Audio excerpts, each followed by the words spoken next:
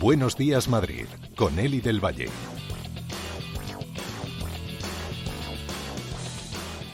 Y hoy en el Buenos Días Madrid queremos hablar de energía nuclear ante el cierre previsto por el gobierno de la central cacereña de Almaraz.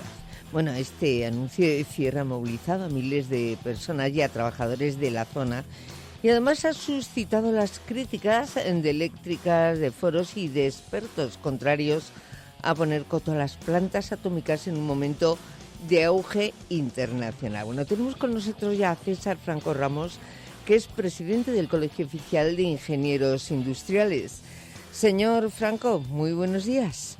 Muy buenos días, Eli. Bueno, antes de nada vamos a poner en contexto la energía nuclear en España. En estos momentos, ¿cuántas centrales hay operativas y cuánta energía están generando en proporción con toda la energía que consumimos?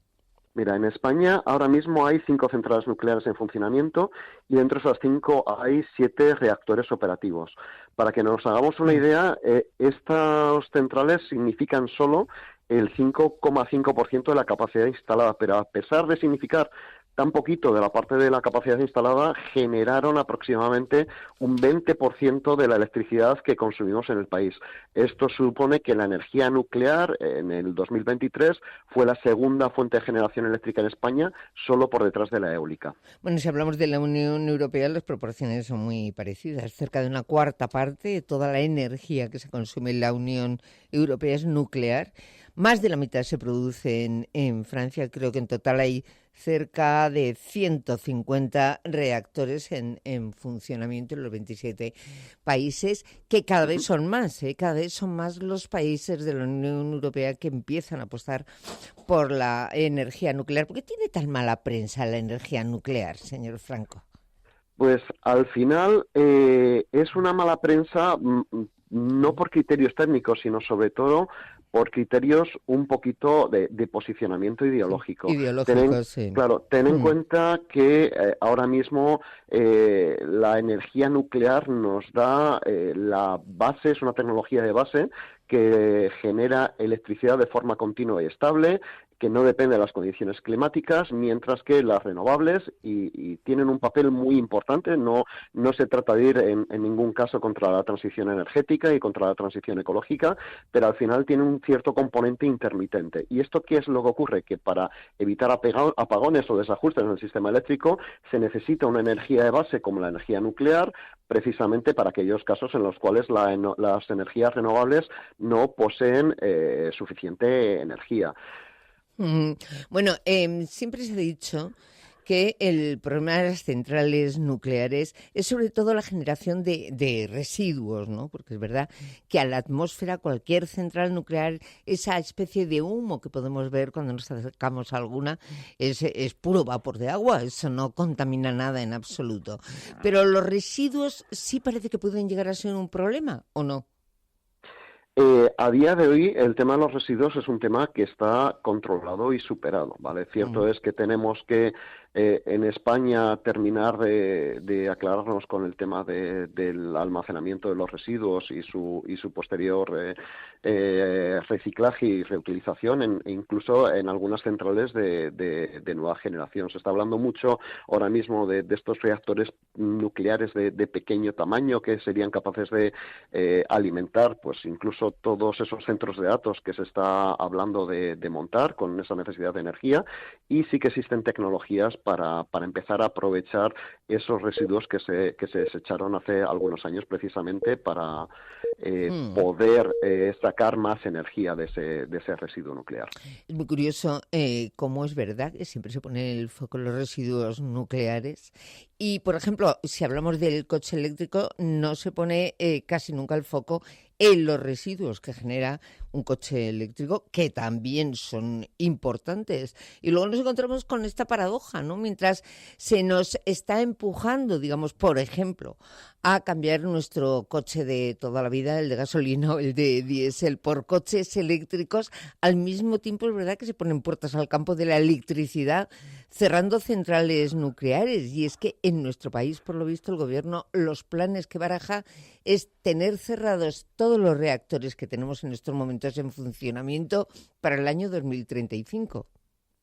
Claro, al final ten en cuenta que efectivamente España desde el primer momento, y eso está muy bien, apuesta por una transición a las renovables, pero la segunda derivada es que dentro de esa transición evita la inversión en tecnología nuclear, entendiendo que la tecnología nuclear a muy futuro puede no ser necesaria, ¿vale? Entonces, esta es una decisión que choca con un contexto internacional en el que muchos países europeos y del mundo están apostando por, no solo por mantener, sino también por ampliar su capacidad nuclear. Es decir, Francia, Reino Unido, Finlandia, Suecia y Hungría están construyendo nuevas plantas. Incluso Japón y Alemania está reevaluando su postura frente al contexto energético y climático. Ten en cuenta que deberíamos aprender las lecciones precisamente de Alemania, que centraron sus centrales nucleares como parte de su transición energética. Pues yo creo que ha habido una encuesta hace no mucho que más de la mitad de los alemanes estaban ya en contra de esa decisión. ¿Por qué?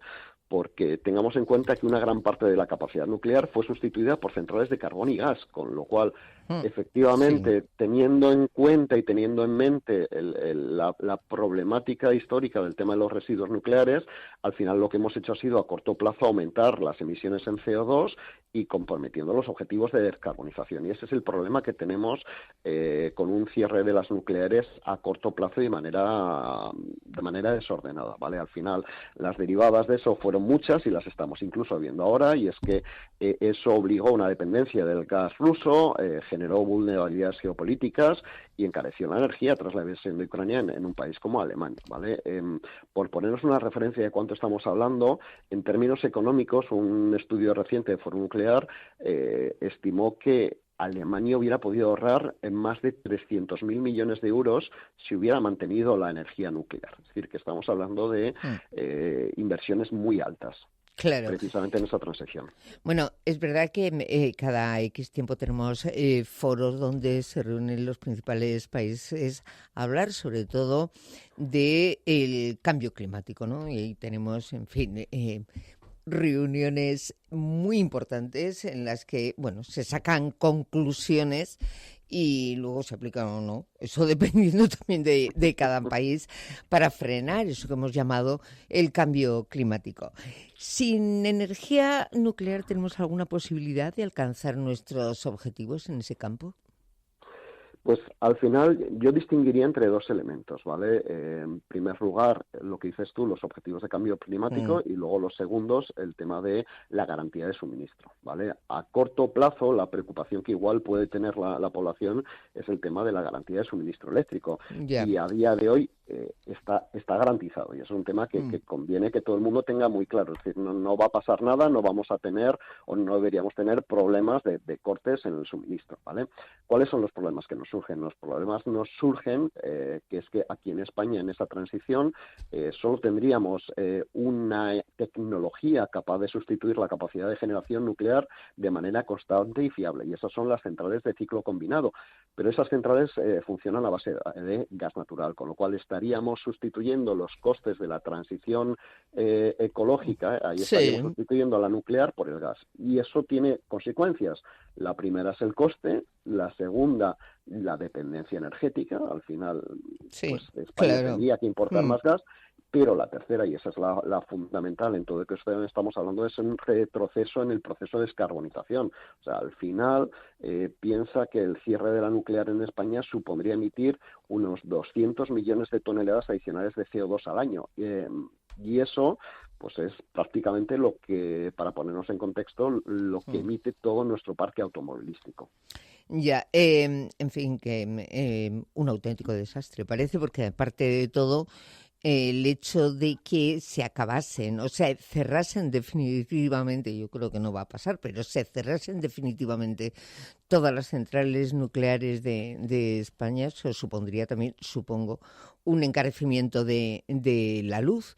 Y luego está ese temor que todos tenemos a los escapes que hay, que puede haber en una central nuclear, y tenemos algún ejemplo. Lo que ocurre, señor Franco, es que me imagino que teniendo al lado, pegadito a nosotros, al país con más centrales nucleares de Europa, que es Francia, pues tampoco estamos a salvo de que un escape nuclear en una central nuclear en Francia no nos llegue a nosotros. Claro, pero ahí ten en cuenta que estamos hablando de miedos a veces casi Sí, atávicos, sí. ¿vale? Es decir, al final tenemos como técnicos responsabilidad de ver un poquito qué condiciones tiene esas centrales para operar. Y para eso, dentro de España, tenemos el Consejo de Seguridad Nuclear, que es el que supervisa la seguridad en esas centrales nucleares y que garantiza que las instalaciones cumplen con los estándares de seguridad más estrictos antes de renovar sus licencias de operación. O sea, esto no se trata que una empresa particular decida que económicamente le interesa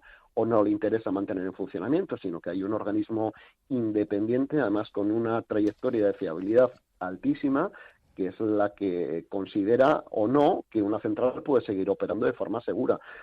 Con lo cual, al final, desde la perspectiva, y repito, desde la perspectiva técnica, es el Consejo de Seguridad Nuclear el que tiene que decidir eso.